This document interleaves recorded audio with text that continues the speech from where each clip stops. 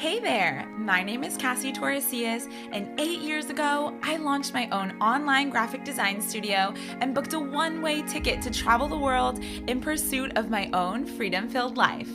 I now own a multi-million-dollar online business, The Bucket List Bombshells, teaching other women how to do the same, alongside my best friend, co-founder, and podcast co-host, Shay Brown.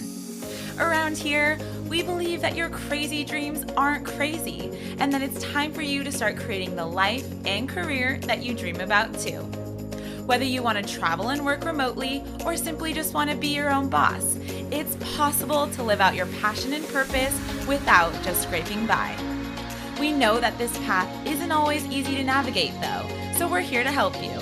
From making a career change, starting and growing your own business, balancing life and business, and most importantly, pursuing your own freedom-filled life. Get ready for real, relatable stories and advice on your journey towards something more.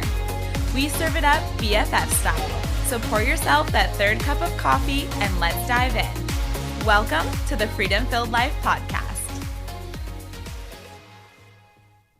We are so excited about launching the Freedom Filled Life podcast that to celebrate, we've teamed up with some of our favorite businesses to give you the chance to win the ultimate Bucket List Bombshells business bundle valued at over $3,300 and chock full of our favorite tools, courses, and products to take you to the next level no matter where you are on your business journey. We're talking everything from a free subscription to one of our favorite design tools, Canva Pro, to an entire year of Lead Pages Pro to create beautiful and high-converting sales pages, to a free subscription to HostStock, our favorite collection of styled stock photos. Our Cultivate What Matter power sheets to track and hit your big goals, legal resources from Destination Legal, and an entire year free of Tailwind Pro, our favorite Pinterest and Instagram content scheduler. So are you ready to win the ultimate Bucket List Bombshells business bundle? All it takes is one simple step. To be entered to win, simply leave us, the Freedom Filled Life Podcast, a review on Apple Podcasts. Oh, and please make sure that your username or nickname that you use to leave a review isn't anonymous so that we can easily identify you as the winner. And that's it. For more details about this ultimate Bucket List Bombshells business bundle giveaway, head on over to bucketlistbombshells.com/podcast giveaway to learn more. Now let's dive into the show. Hey guys, welcome back to the Freedom Filled Life Podcast. Shay and I here sitting down in our living room with hot tea still. Yes. It's getting to the lukewarm phase, but yeah. I'm still drinking it. Lukewarm tea. And we are sitting down today to talk about overcoming a failure or setback in your business, which is definitely a topic that we are not strangers to. Absolutely. By any means. And in this episode, we really want to share with you one of our biggest failures that we've had in our own business, how we overcame that failure to continue moving forward in our business. And luckily we did, or we wouldn't be sitting here today. And of course, through that, some lessons and advice and strategies for you too, if you're listening and you find yourself in a similar position. You know, maybe you launched a product that didn't fly off the shelves, or maybe you're struggling with a difficult client or a project maybe not going the way that you planned or wanted it to, or you're struggling to bring in more clients and, you know, that's putting extra financial pressure on you and your business. There can be so many things, as we all know, in life and business, lots of obstacles. So if you are in that place, then I'm glad you're listening to this episode. You're probably feeling frustrated, overwhelmed, disappointed, maybe even confused at how to move forward in your business. And so we want to help you get back on track to success, of course, in your business, but also joy. So I think this is something, Shay, that we talk about a lot, that it's so easy to see other people's businesses from the outside, scrolling through the Instagram feed, listening to someone else's podcast, and you watch them and you think they've never experienced a major failure or setback. Everything looks so perfect. But what we've actually found is that when you step behind the scenes, many of them too have stories of setbacks or obstacles that have actually defined their journeys. And so today, that's what we want to do, is basically pull back the curtain and take you behind the scenes of one of our biggest failures so that you can learn from our mistakes, but also so that you can just have a fresh perspective on your obstacle and use that to propel you forward. So a lot of people don't know this story. It's not a story that we like to revisit very often. But years ago, when we decided to go all in with building bucket list bombshells, we were living in Mexico at the time. So if you haven't watched or listened to the origin story, go back and listen to episode 1. We were living in Mexico and we had bucket list bombshells on the side of our other service-based businesses. And at the time, it was our passion project. And we had so much purpose and passion and such a huge vision for this business.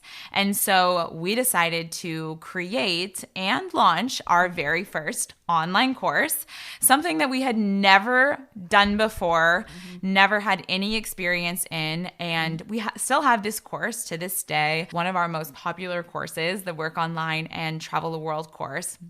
And so this course was really built out of this passion that we had to share our experience and our lessons and how we grew and started our own service-based businesses to other women around the world, which meant that we spent months and months and months eating tacos and sitting in our kitchen in front of our laptops, creating modules, recording this amazing content, and pouring our hearts and souls into this course so that other women could have all of the knowledge and information that we had learned along the way into this course. And we could not wait to share it with the world.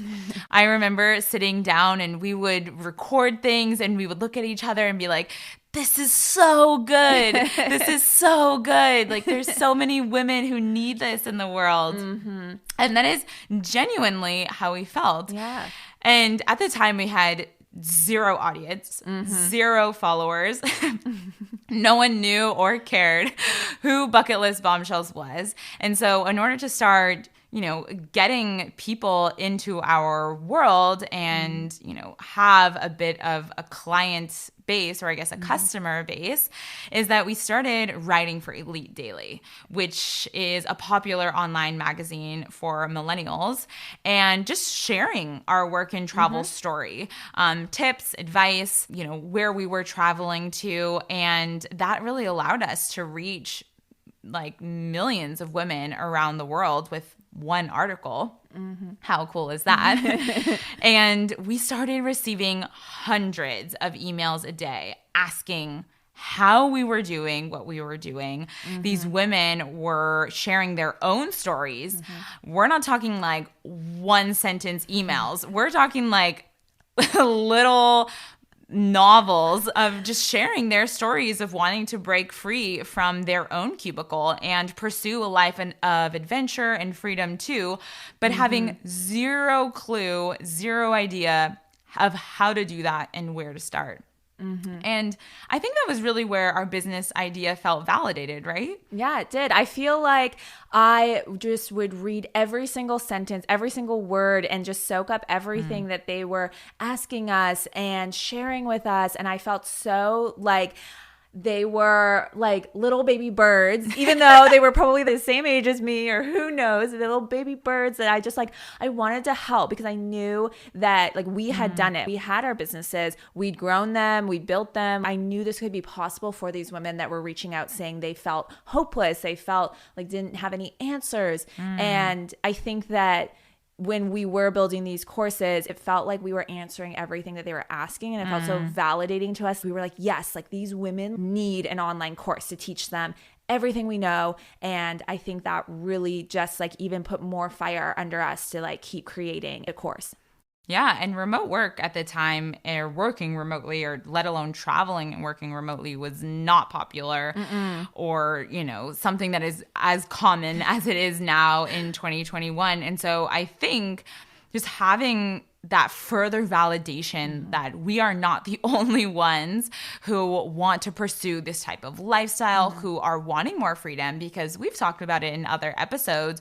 We kind of felt like we were the only ones, back in our cubicles after graduation, who didn't want to pursue a corporate 9-to-5 life, who felt stuck and stifled by a 9-to-5 routine. And so I think having all these emails from women flooding in really put fire, like you said, and helped us to realize that there was a need for this product and there was a need for this business. And I mean, you could tell any businesswoman, I mean, that's a key to a successful business in itself, is having customers, solving a problem, serving a need. So the day finally came, launch day, our very first online course, and we, were planning on becoming overnight millionaires. I think if you're listening, you can see where this is all going and leading up to. So that morning, we hit send on our sales email that we had taken so much time and intention to craft to about 1,000 women on our email list at the time. Again, just getting those people to sign up from our list from Elite Daily, really. And so we hit send on this email, and we waited, and we checked our sales, and we waited a little bit more. Crickets. And by the end of the day, we had made 0 sales. And as you can imagine, we felt so defeated and confused. I think that's like the best way to describe it. And we were sitting there asking ourselves, like, what went wrong? Like, what did we do wrong? What did we miss? Like, we had hundreds of emails a day from these women saying that they wanted to learn these things from us. And we created this amazing product. And now we had an opportunity for them to enroll and learn this knowledge. And that didn't happen. So confused is an understatement. Can't think of a word stronger than confused, but that's what it was. And we felt that way for months.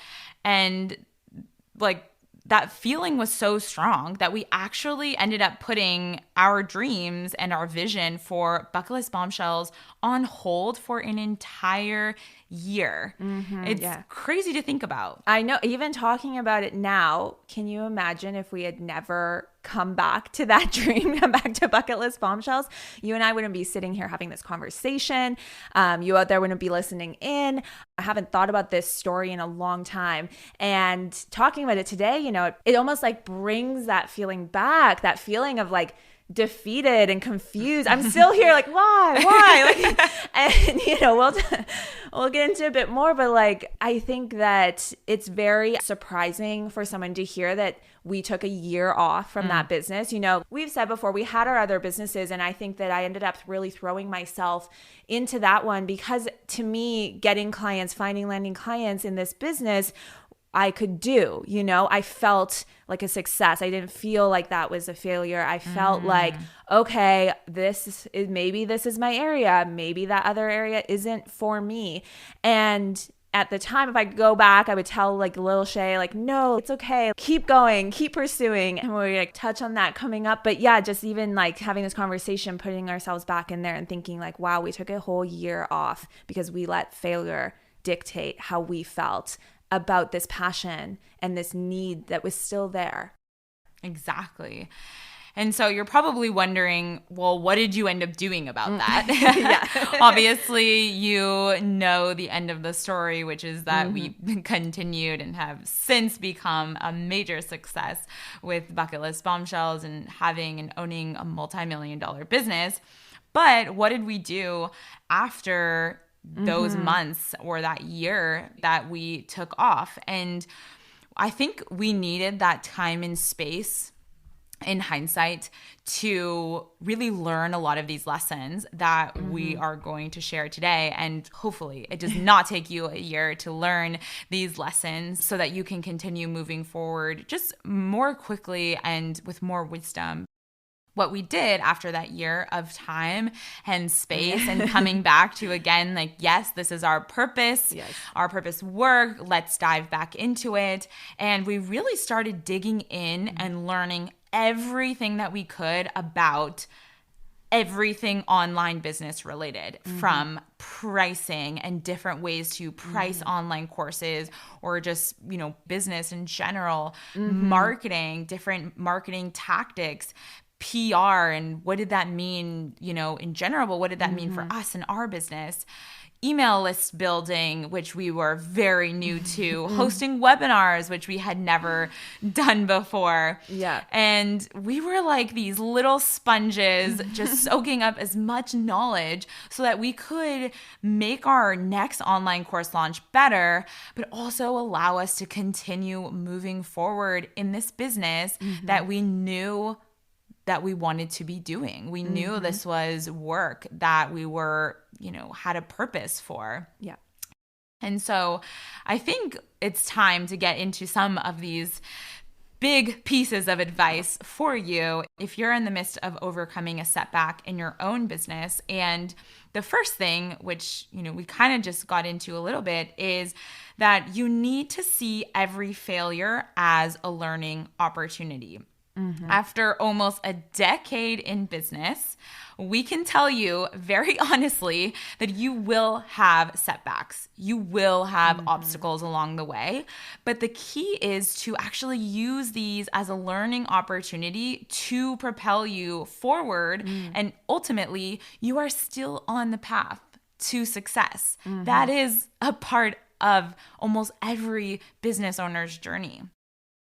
Yeah, I really think seeing every failure as a learning opportunity, and I feel like that's kind of like typical thing to say, but it's less about it being like thinking about it as a learning opportunity and really asking yourself some questions, not trying to figure out what went wrong. I think we're asking the wrong question. I think we were really confused and we were trying to figure out what was it. And I really think that not dwelling on necessarily what went wrong and reframing that question to like, what can I learn from this? And almost allowing yourself to be reignited again. Like you heard us talk about the passion that we had building the courses, because we were having these conversations with women and they were asking us these questions, but we never really asked them back questions either. So I think there was an opportunity in itself to sit down with these potential audience members. What is it that they wanted? Like, what is it that they're seeking? Is it just a couple pieces of advice and they're on their way, which I doubt that was the case, but like, it's really asking yourself different questions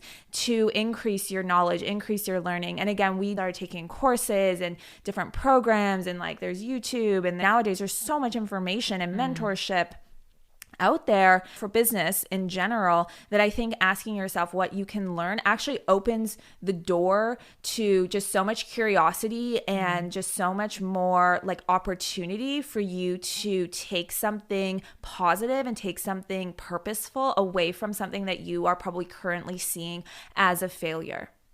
I love that. Well, that very nicely leads into our second piece of advice, which is allowing yourself to reframe society's definition of failure for yourself.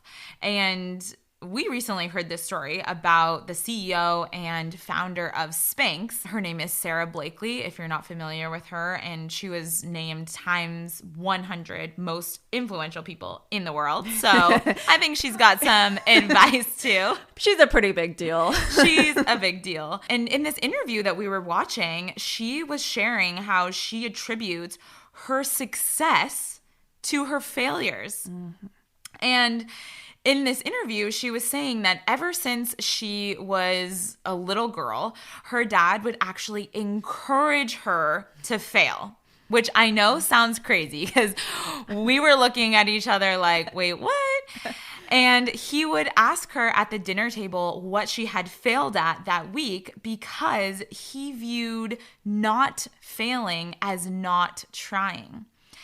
And so I think if you are to just take a second to reflect and think about how many times you let the fear of failure hold you back from taking action. It literally paralyzes us from pursuing our goals, our passions, our big dreams for our business or for our life in general, all because we've held onto this idea that failure is shameful.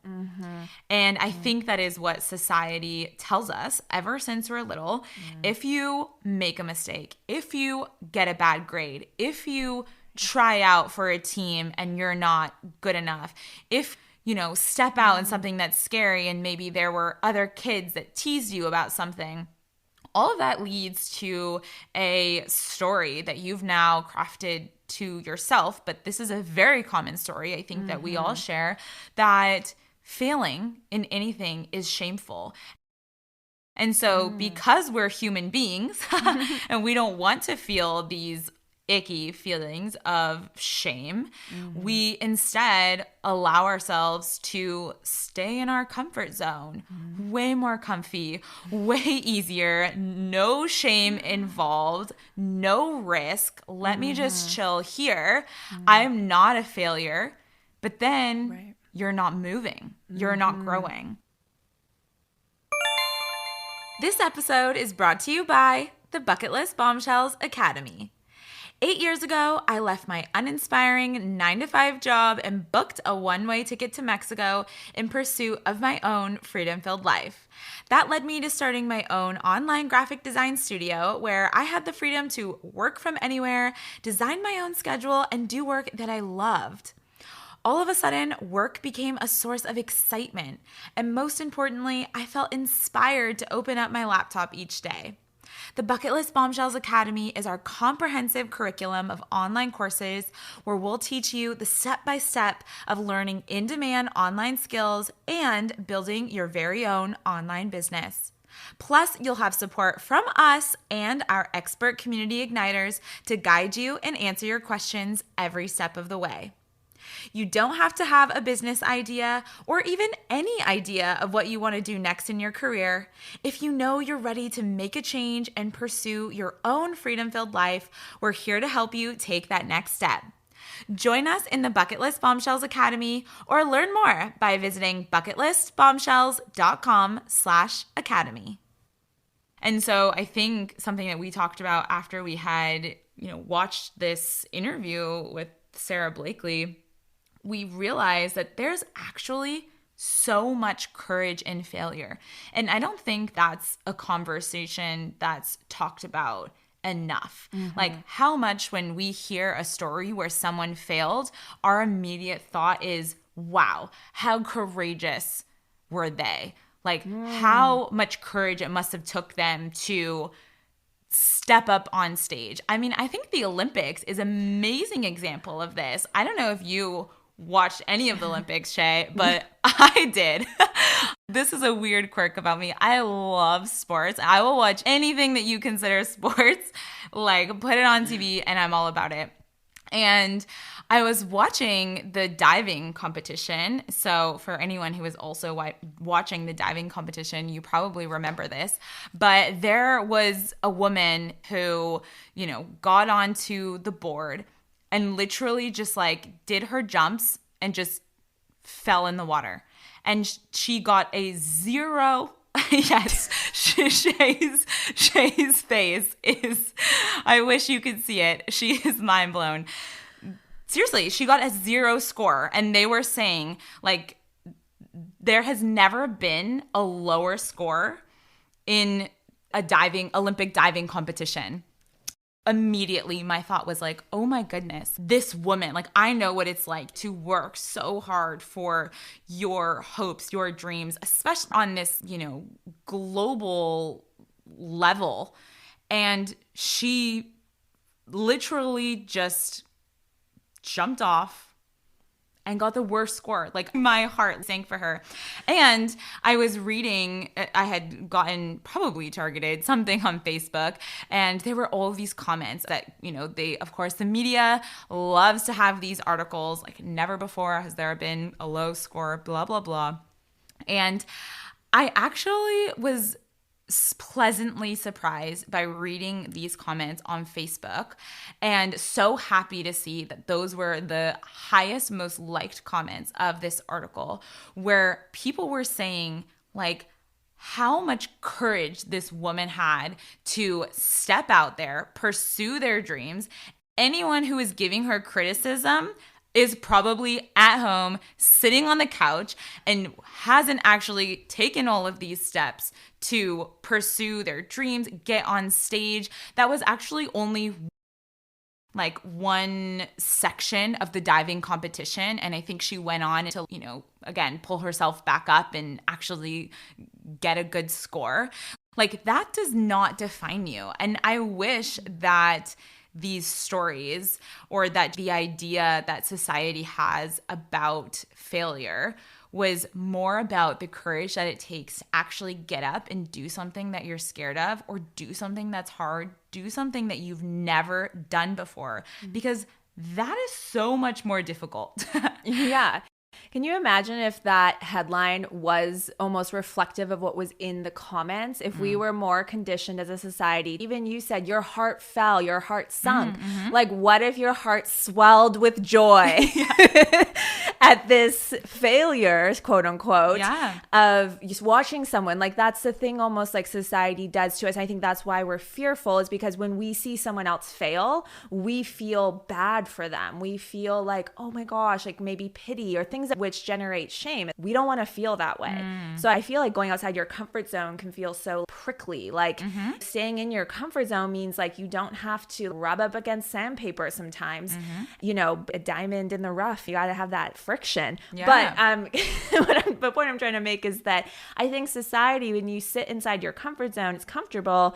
And when you feel that shame, you can't push yourself out. Like, think about how many times you hear people really spinning their wheels and saying, they're talking about what they want to do. You can create that image of success in your head. You're not going to fail inside your head. I mean, I've done this before too in personal life where, I want to do something. I want to be an amazing artist. I want to, become a better painter. And yet, so I don't go out there to learn, or not even learn, to just literally put pen to paper, because I'm stuck in this, I want to paint or draw the most beautiful like sketch work of someone's face, and it be like the first time I put pen to paper. I'm like, we have this disconnect because we only ever see the end product. All I ever see posted on Instagram are these beautiful photos of like, oh my gosh, I just drew this, or, I'm seeing all this things. So you sit and you talk and you talk and talk in circles, because in your head and in your visions, you are successful. And that can be, almost paralyzing, in that it's like very comfortable to imagine that's happened, because it hasn't been like the reality. And I think pushing yourself to even start is so hard when you have this idea of what society is saying is good, and that along the way, no one shows the journey. We don't see all of the hours that she spent putting into diving before walking out and having this moment. And I just think that's something that needs to be reframed within society, within yourself. I'm not saying you got to go out there and redefine society. I want you to redefine what it is for you, and don't let other people tell you what that is, or don't even let yourself tell you what that is based on your past. Like, today you're going to let that go, and you're going to create a new definition of what that looks like for yourself. I love that. I think because, you're talking about these feelings of shame, and I think you even brought it up too, like, we can't see the growth that's happening within us and within our business, maybe, when we go through failure. And I mean, we all know growth is where the magic happens. It's not called growing pains for nothing. Exactly. And so we like to just focus so much on this, on what went wrong, what this failure is. And I think that the growth side, whether that happens immediately or takes some time to happen a little bit afterwards. I mean, I obviously don't know this woman's story, the one in the Olympics, but I can only imagine that's been like a really big growth opportunity for her. And I think when you're stuck in this feeling of shame, there's no way that you are open or seeing any areas of growth. And I think it's important to remember that even if this is you right now and you are currently just experienced a big failure or you're in a roadblock or an obstacle, that growth is still happening. It is happening even if you can't see it, even if you can't explain it yet or define it, or like you mentioned, even if it doesn't have its pretty bow and lesson yet to tie on it and to craft into an Instagram post that's like, I overcame this and this is what I learned. And so I think if you can be more open to knowing and anticipating that, that's going to allow you to get into that next phase or season where you're able to actually, move on, so to speak, or take the lessons from this failure and move forward. So number 3, if you're taking notes or writing things down, is to approach your failure from a place of gratitude. And I think this is probably our favorite piece of advice. And I know gratitude is like just such a beautiful word, but also something that's talked about quite a lot in the business world or in the mindset world. And so I know that this might sound really ridiculous at first anyways. Maybe you're like over there rolling your eyes and you're like, how am I supposed to approach my failure with gratitude? Like that just seems freaking ridiculous and woo-woo and just what are you asking me to do, right? But please stick with us here because I really feel like this is what's going to allow you to move forward from your failure and pick yourself back up again, get back in your business, roll up your sleeves so that you can continue doing your purpose work. So when you actually stop focusing on everything that is going wrong, so again, similar to Shay and I's story, like what's going wrong, what went wrong, what did I do wrong, how could I have missed this, what did I not see, all of those things, when you can actually stop focusing on that and start focusing from a place of gratitude, it's going to free up your mind, your mindset to actually write a new story. And this is a really common thing in mindset work. And I know that you know a lot about this too. Yeah. I mean, I'm such a big fan of mindset work, affirmations. Gratitude practices is a really big piece of that aspect of reframing your perspective, changing the way that you view things, changing even the pathways in your brain. There's science and studies behind the affirmation side of things. When you write down gratitude lists, start with your physical surroundings. That's usually the easiest. Then, friends, family, business, and life and different things that you're grateful for. And as you're writing those down, you are actually rewiring your brain to view the world through a positive lens. And the more that you can do that, the more that things that are quote unquote negative or failures, you will actually start to see them as positive things. Maybe this is how Sarah Blakely's brain works. Like she was a child saying affirmations. I've seen this more frequently now that people are teaching their young kids from an early age affirmations. I think it's amazing. I think it's so great. Because in this space, again, just bringing it back to you, if you're listening and you're in this place of failure or your business is failing or you just experienced a setback, like Shay and I mentioned, we know what these immediate feelings are. And you begin to tell this negative story in your mind.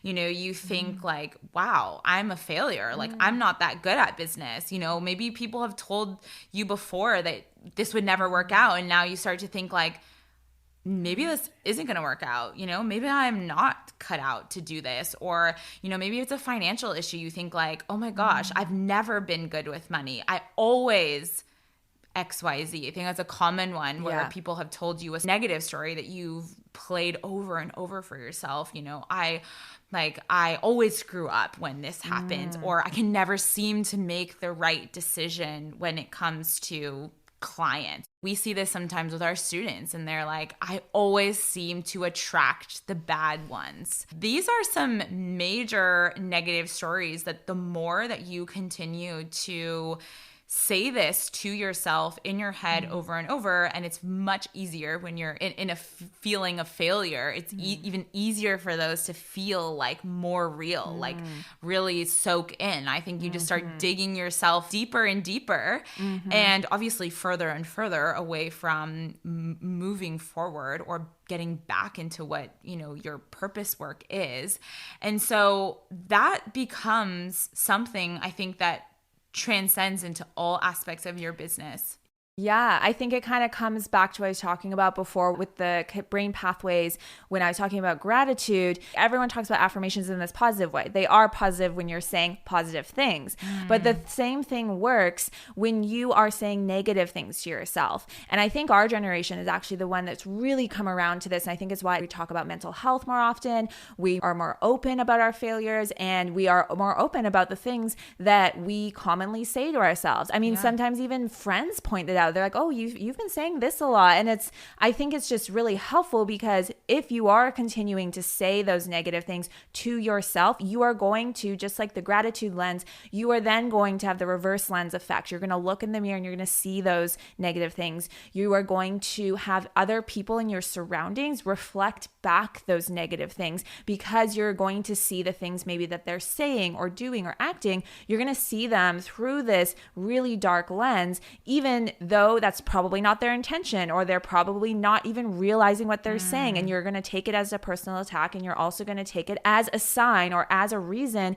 to, again, further this conversation that you're a failure or that you're not good. Works in both directions with this, which I just think is so fascinating, because I've experienced it in my own life. I've actually used certain affirmations, simple ones like I'm smart, I'm happy, I'm joyful, things like that. You start with the basics. And I've actually had people in my life on those days that I was actively telling myself those things reflect that back to me by saying, oh my gosh, you seem really lighthearted today. You seem so joyful. You seem so carefree. And it blew my mind, because a lot of the times they were using the exact same words that I was using for affirmations. And I do encourage you to, get deeper with them and use longer sentences, and you don't have to have them be so surface level. Like, really think about what are the negative things that you're saying to yourself in these moments of hardship or obstacles or exhaustion or burnout. What are the things that you're telling yourself? Can you catch those thoughts? And can you just literally say the opposite to yourself? Repetition is key with these things. You will start to generate new pathways, and you will start to change your lens and how you view the world and how you're interacting with it and how others are interacting with you.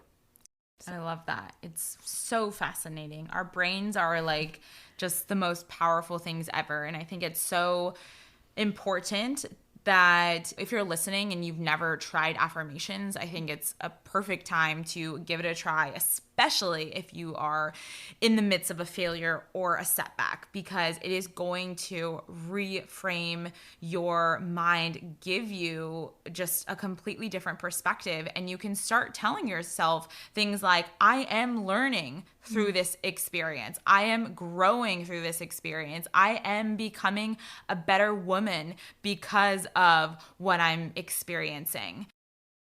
That's a piece of gratitude, because I think a lot of us would be super happy to be like, yes, I'm grateful. I am grateful that I'm learning. I'm grateful that this opportunity has landed in my lap to grow in this area. And so another actionable exercise outside of affirmations too, if you're someone maybe who likes journaling, we are both avid journalers, and you can do this. I think this is just such a powerful exercise, is taking out a piece of paper, and you can do this now or you can do this after the episode, but take out a piece of paper and write down your answers to these 3 questions. So the first question is, how is this making you a better businesswoman?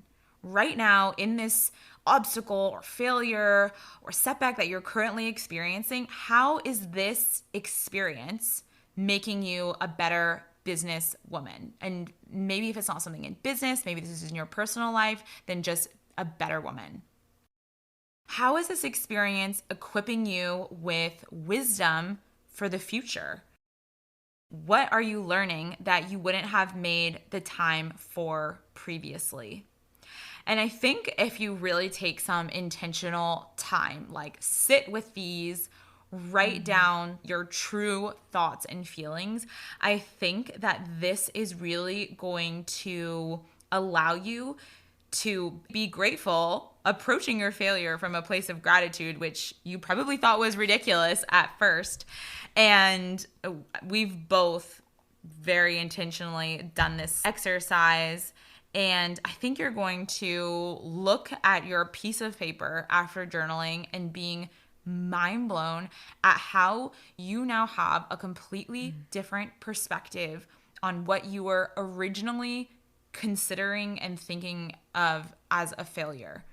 I think that's mind blowing. So definitely write down these questions, whether you're doing it now or again after this episode, maybe tomorrow morning in your little journaling session. But I really hope by now, just covering our sharing and showing behind the scenes of our own, one of them anyways, business failures, that you're starting to see a little bit of light at the end of the tunnel you're in, whatever tunnel that is.